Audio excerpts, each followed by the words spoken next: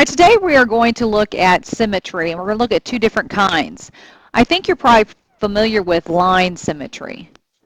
Line symmetry is when you can draw a line through a figure and it looks exactly the same on both sides, almost like makes like a butterfly figure. So if I have this square here, I could draw a line of symmetry down the middle because it would look the same on both sides. I could also draw a line of symmetry across the center, couldn't I? Makes it look like it's exactly the same top to bottom. Are there any other lines of symmetry? Okay, your diagonals. Now, is that going to work in a square or rectangle? Excuse me. No, your diagonals don't work in a rectangle, so just be very careful. If you're taking this like on an assessment or something and you really want to be sure or be certain about it, you could trace this figure on a piece of paper. Draw where you think the line of symmetry is going to be and then actually folding the paper and see if you can kind of see through it to see if it matches up exactly. If it does, then that is a correct line of symmetry. So we can say that in this case, this square has 4 lines of symmetry. You can do it with capital letters or just about anything. Let's say I have a capital letter H. And we're going to check to see if it has line symmetry. Would it have any line symmetry? Okay, I think that's a perfect H. Where would it be? Would you have one going across the diagonals? No, because see, if you draw a line there, it's not going to be exactly the same. Where would they be? Up and down in the center, that would be one line of symmetry, and across the center. Okay, so this one would have 2 lines of symmetry. Thumbs up if you're okay on line symmetry. All right, good. Now we're going to look at rotational symmetry. Rotational symmetry may not have been introduced to, but it's when you can actually rotate a figure. So if I want to find out if this square has rotational symmetry, I hold it down in the center and then turn it around and see when is it going to look exactly like its original position. How many degrees you're going to turn it. Or kind of like what we were doing the other day with the tick marks when we were just doing a rotation. We're going to kind of do something similar to that. Now I have a site here we're going to go to that is going to help us see this just a little better. Okay? This shows rotational symmetry. Now you can do rotational symmetry 2 different ways. You can do it by order or you can do it by degrees. Now this figure right here has an order of 2. In other words, it's going to click into the same position twice in 1 360. Now you see where they have their little mark? So we're going to keep track. Help me. Count along with me when it hits the same figure. 1, 2. Okay, so that's why it has an order of 2 for rotational symmetry.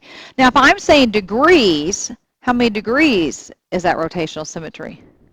Well, we always go 360, but how many times did it repeat during that time? Twice, so then 360 divided by 2 is 180. Or watch where this dial is. It'll be clear at the bottom or at 180 degrees from where it started when it first hits. Ready? Boom. So see, remember it's 180 degrees. So we can say that this has an order of 2 or a rotational symmetry of 180 degrees. All right, let's take a look at this figure. 2, 3. Very good. 1, 2, 3. So it has an order of 3, or how many degrees would that be? How'd you get 120? Okay, you took 360 and I'm dividing by 3 because I do it 3 times. That'll hit that same picture. Well, here's an example then of some orders. So rotational symmetry is based on the orders, and that's kind of like how many, I call them fingers, or like you have a star. And this one, these are fans. How many blades do you have? An order of 3 kind of has 3 blades. An order of 4 has 4 blades. This is an order of 8. Could you have an order of 5 and 6 and so forth? Yes, you sure could. Is there a rotational symmetry of order 1? What do you think? No, because if it takes a whole 360 to get back, then it doesn't have rotational symmetry. Make sense? Because if it takes a 360 to get back to what it looks like originally, then we say it does not have rotational symmetry at all.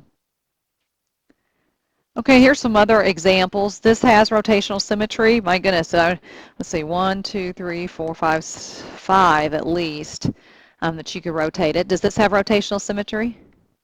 Oh, it looks like they said order of 10 here. Okay, this has an order of 5.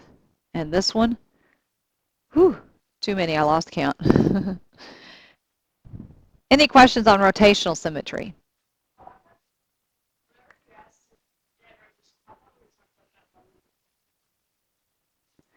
So in rotational symmetry, you keep track of the angles of rotation. So let's do this. Let's do an equilateral triangle.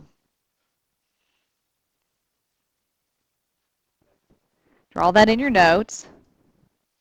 And they all have the same angle measurement.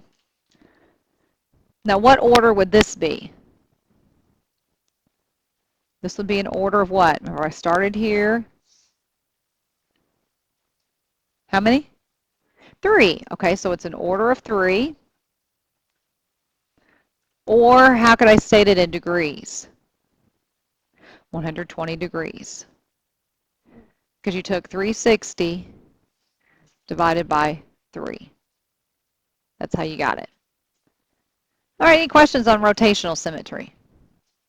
All right, that concludes our lesson today.